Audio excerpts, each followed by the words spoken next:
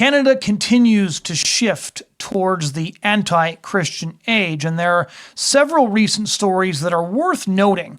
Some of you might ask, why am I covering all these seemingly small individual stories about the removal of Christianity from the public square and increasing anti-Christian sentiment amongst institutions and politicians? And the reason I think it's important is because very often we look at these small stories and we think, these stories aren't actually that big of a deal. Who cares if this happens over here or that person got censored over there? This person could have moderated his or her language a little bit. They didn't need to be so controversial. And so then we miss the forest for the trees. We look at all these individual incidents and we don't see the broader cultural shift that's going on. But as I've been pointing out on my book tour, which I've been doing across Ontario over the past weeks, what we're seeing in almost every Western country is a shift from societies based on scriptural revelation to the principles of sexual revolution. So first, let's take a brief look at a story from Newfoundland reported on by the National Post. There's a good ending to this story, but the fact that it even is a story, I think, is important. So let me quote directly from the National Post here. Thanks largely to an outcry from the public, Newfoundland's largest mall reversed its decision to prohibit the Salvation Army from fundraising in the shopping center this holiday season and in years to come due to its religious affiliation. We have heard from members of the community and recognize the local impact that the Salvation Army collection campaign at the Avalon Mall delivers each holiday season, property owners Crombie Rate wrote in a statement to the National Post. Lieutenant Colonel John Murray said the Protestant Church, an international charitable organization, is deeply grateful for the Canadian real estate firm's change of heart in welcoming the iconic Christmas Kettle campaign back to the St. John's Shopping Centre. As first reported by the CBC, Crombie said it informed the Salvation Army earlier in the year that it had made the difficult decision, I'm sure it was, to step away from partnerships with religion-affiliated groups, by which they mean Christian groups. Unfortunately, the message didn't get to the Salvation Army's St. John's chapter, so Crombie decided to allow one last year of fundraising this season. The decision was made with considerable ire, with many on social media urging others to voice their opposition and calling for a boycott of the mall. I won't be doing any Christmas shopping in the Avalon Mall unless I take back this decision, Debbie Nofdahl commented on a Salvation Army Facebook post. Maybe it's time for the people of Newfoundland to stand together and make a difference. Let the Avalon Mall owners, Crombie Rate, know that we will not be standing for their ignorance to what they are doing.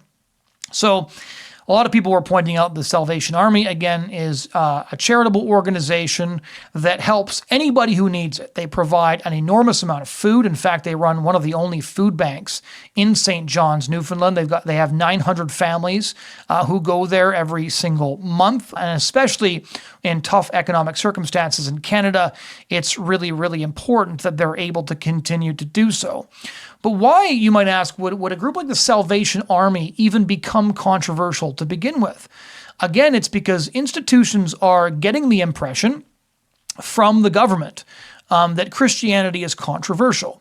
Because Canada is increasingly post-Christian and fewer people know what Christianity actually stands for, it's become a lot easier just to sideline Christian groups altogether.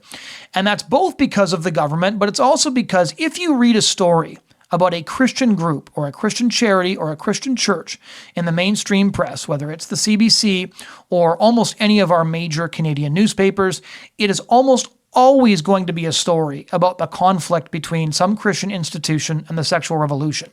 So you don't read stories about the Salvation Army feeding 900 families every single month in St. John's. You're not going to read a story about the big food drives that churches do or the enormous amount of community work that, say, Redeemer University does every single year. You will hear, however, stories that break the shocking news that a Christian church still holds to the principles that Christian churches have held to for 2,000 years. And so because a tiny minority of Canadians now attend church on a regular basis. I've mentioned this stat before, but a poll from the Evangelical Fellowship of Canada found that only 11% of Canadians attend any form of worship monthly, which means that for most people, their only interaction with what the Christian faith actually stands for is going to be what they read in the press.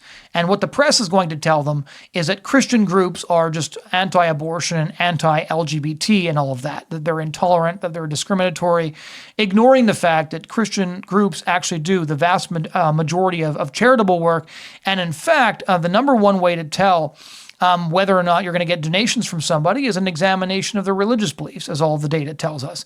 So this story, it's a small story, and it has a happy ending to it, but it's culturally significant, and that it's one more small piece of evidence that Canada is shifting towards a more anti-Christian perspective.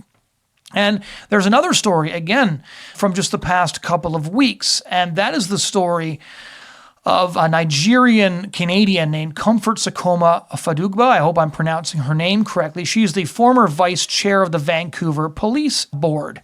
But she has been asked to step down from that position and has, after she posted comments to her social media decrying the deliberate removal of Christian values from Canada's public square. Because when Canadian progressives talk about inclusion, you can be sure that Canadian Christians are about to be excluded. So when progressives talk about inclusivity, they expect people to understand that this means aggressively celebrating physical differences while aggressively enforcing ideological conformity. So Comfort was hired in 2022 to the Vancouver Police Board, and at the time, the board celebrated her impressive background in expanding equity, diversity, and inclusion in all aspects of life. There's a social media post where they're kind of boasting about how there's this woman of color, she's got a DEI background, but unfortunately, she seems to have made the mistake of being too inclusive and assuming that the word all meant, all, which is not what it means in Canada in 2024. And so when she made a post on her social media talking about the systematic erasure of Christian values from the lives of our children and noting that they are being replaced by those of a new dominant group, she had no idea what was coming. She cited the example of her son being asked to participate in a Hindu Diwali celebration at school, and she emphasized that she has nothing against Hinduism per se. She emphasized that, quote, "What I want is for Canada to remain true to its own roots, rooted in its unique values and identity, which has always made us who we are. And that as such, Christianity should remain dominant. That is the core identity of the country." And she said, quote, "We need to move past the woke culture that has led to the removal of Canadian heroes like Terry Fox from our passports and the erasure of veterans from the same. It's time to return to the moral fabric of Canadian society." Now, as sad as the story is, it was a little bit funny for me to imagine people at the Vancouver Police Board reading this comment and thinking, like, we hired somebody who's an expert in diversity, equity, and inclusion. She has a background in DEI, and now she's posting this, which in 2024 is clearly far right and truly horrifying. To say that Canada has a core identity is obviously heresy, because Prime Minister Justin Trudeau, as I've mentioned before, said in 2015 that Canada has no core identity, by which, of course, he means that Canadian Christianity has largely been erased, or at least this is an aspiration of progressives like himself. And so Comfort was immediately condemned by fellow Vice Chair Frank Chong, so he's appropriately diverse as well, in a statement on November 22, and he has clearly absorbed the lessons of DEI more thoroughly than his female counterpart. So here's what he said.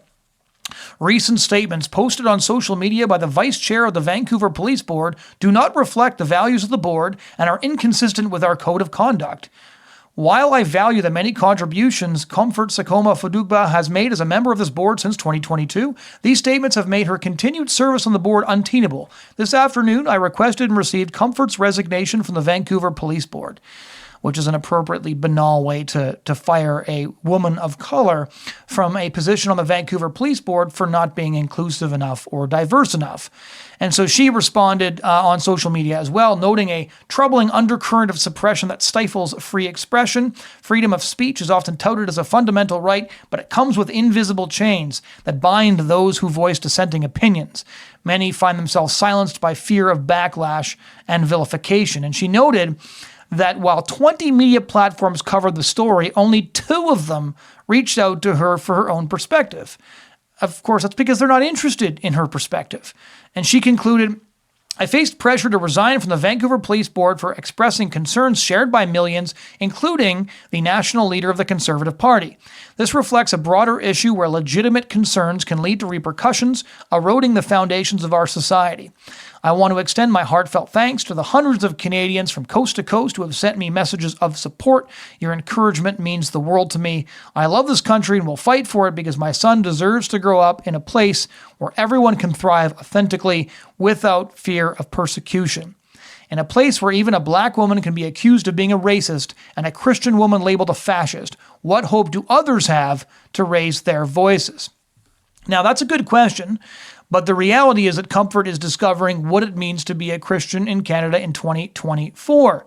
Persecution? No, not yet, although I couldn't help but think the fact that a Canadian woman of Nigerian origin would use the word persecution is somewhat chilling, considering that Nigerian Christians are currently undergoing a slow-motion genocide in that country, and she is very obviously not unaware of what that word can mean.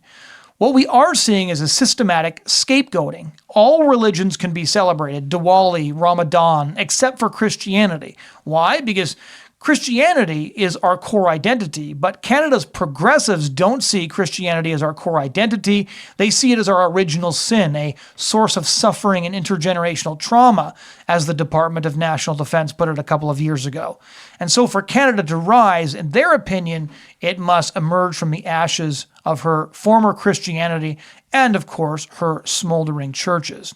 And so one of these stories, pushback resulted in a change in policy. And the second story, obviously, Comfort is out of a job because she wasn't the kind of inclusive that progressives intended her to be when she got hired. We'll keep track of these stories because these stories, again, they're anecdotal, but these anecdotes, when taken cumulatively, show a trend of Canada from post-Christian into anti-Christian. Thanks so much for joining us on The Bridgehead today. Please drop a comment below if you have any vigorous disagreement or heckling you'd like to do. You can find our content wherever you download your podcasts. And if you found this content helpful, please do share the video or like it. Thanks so much for listening.